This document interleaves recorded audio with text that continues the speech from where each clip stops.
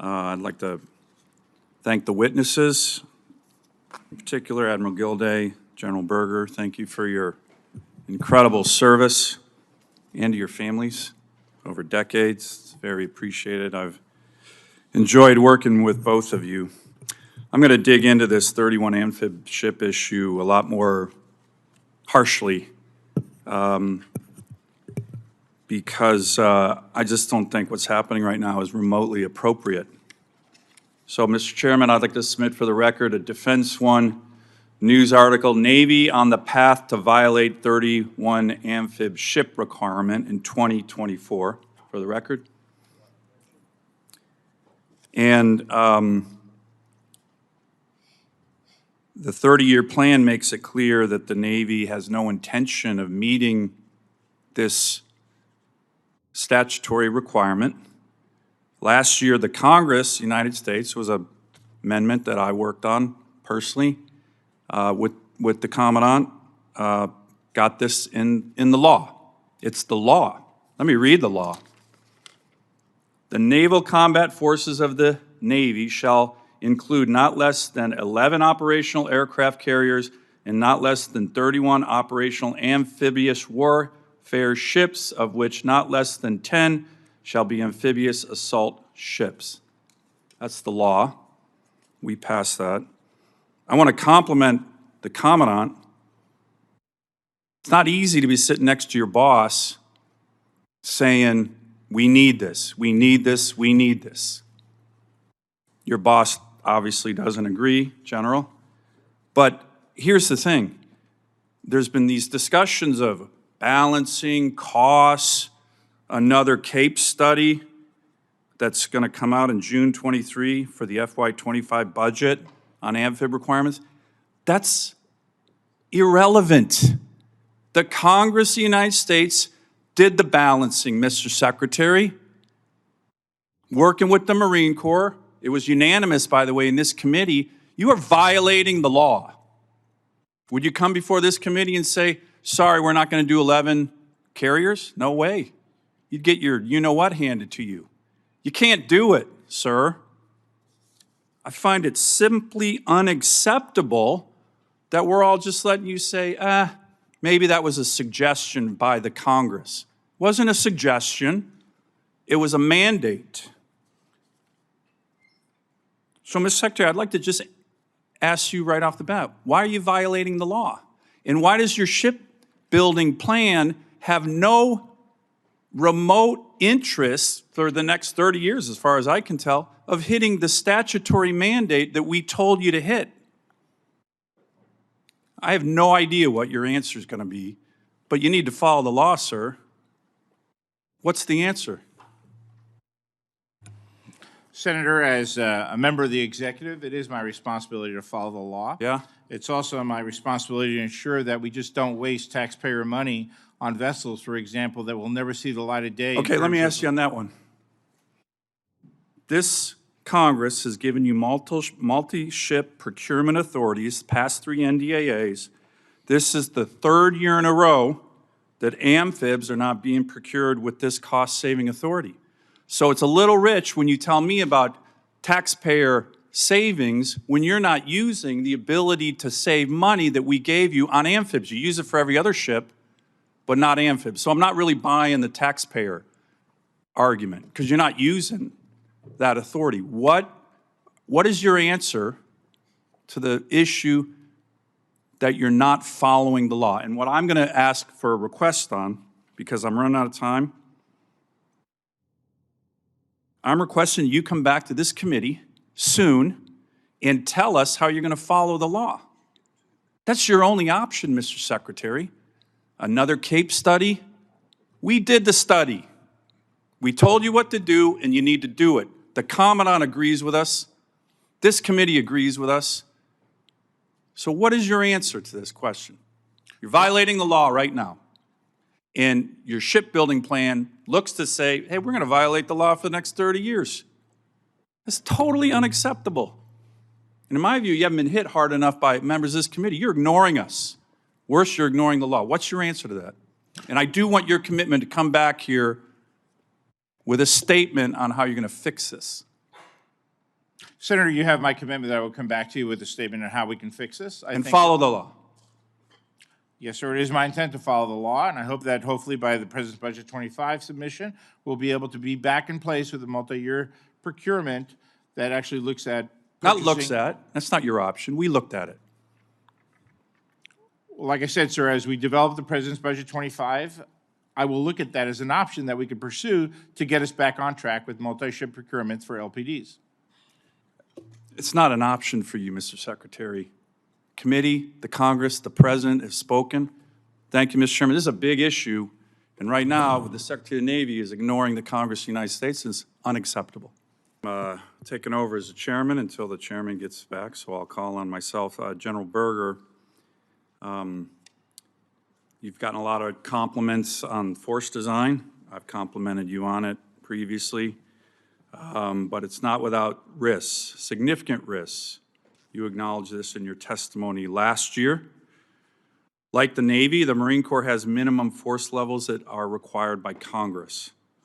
I've been reading a lot about the history of the 82nd Congress. The Marine Corps loves to cite the 82nd Congress in the aftermath of the Korean War. You know this, General, the only reason the Marine Corps exists, only reason the Commandant of the Marine Corps is a co-equal to the CNO in a hearing like this is because of Congress. Very importantly, the 1952 law that the Secretary of Defense, Secretary of Navy, the President of the United States all opposed, mandated that the Marine Corps has 3 full combat infantry divisions, 3 full air wings, and task organized for combined arms operations. Now, I'm going to talk about some of the force design divestments. They've been dramatic. But I have concerns they've been so dramatic that the current U.S. Marine Corps does not meet the congressionally required minimums. And again, that's not your choice. We gave that to you. So I don't want to debate that right now. What I'd like for the record to this committee, I'd like you to provide a detailed T&O of the Marine Corps as it currently stands. You can use MCR P1-10, 3 regiments, everything in here that the Marine Corps has kept these minimums that are required by the Congress. Can I get a detailed of the current T&O of the Marine Corps today to make sure force design is not taking us under the statutory requirements of the 1952 law? We can provide you, absolutely, it's unclassified, a task organization of the Marine Corps today. The law, the statute, as you accurately depicted, 3 divisions, 3 wings. Correct. There was nothing more specific in that, and we've changed it significantly over 70 I years. just look at the T&O.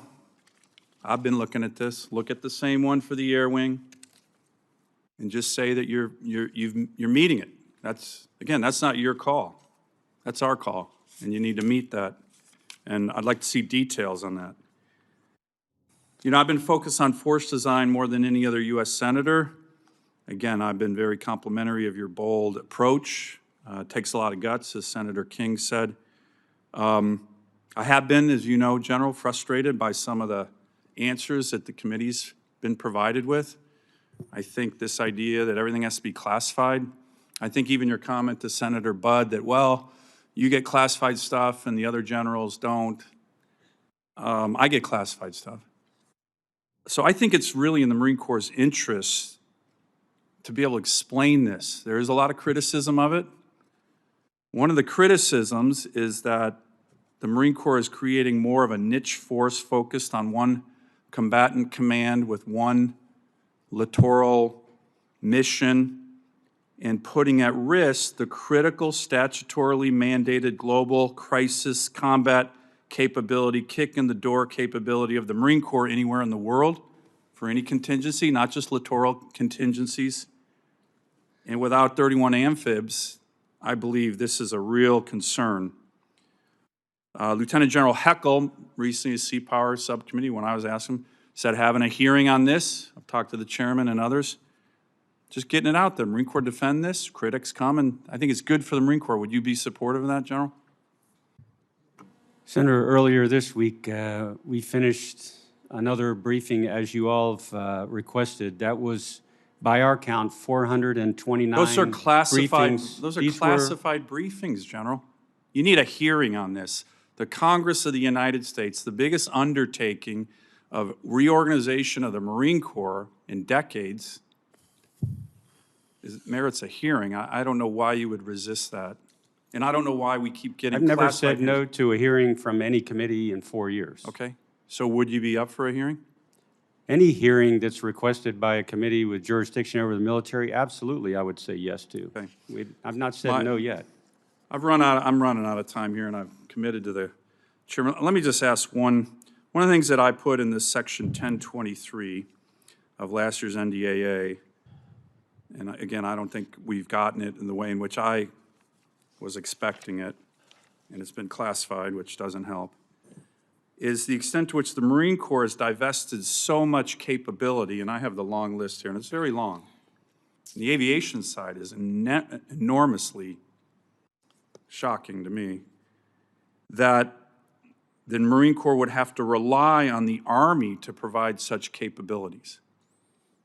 I don't think anyone's, at least as far as I can tell, given this committee that information requested bridging, armor,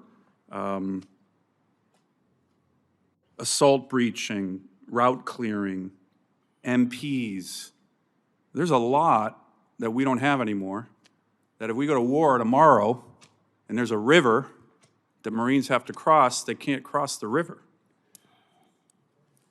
So can you commit to this committee again to take a look at section 1023 in the letter I sent you on April 5th to answer those questions? Do you have answers? Maybe I'll just ask you right now. Do you have answers to that question on what capability of the Marine Corps given up that the Army now has to take? And then that's my final question. The act asked us to give briefings, which we provided this month in accordance with the statute. We checked with the Classified. committee to make sure that it answered I don't think the mail. classified briefings do that justice, but go on.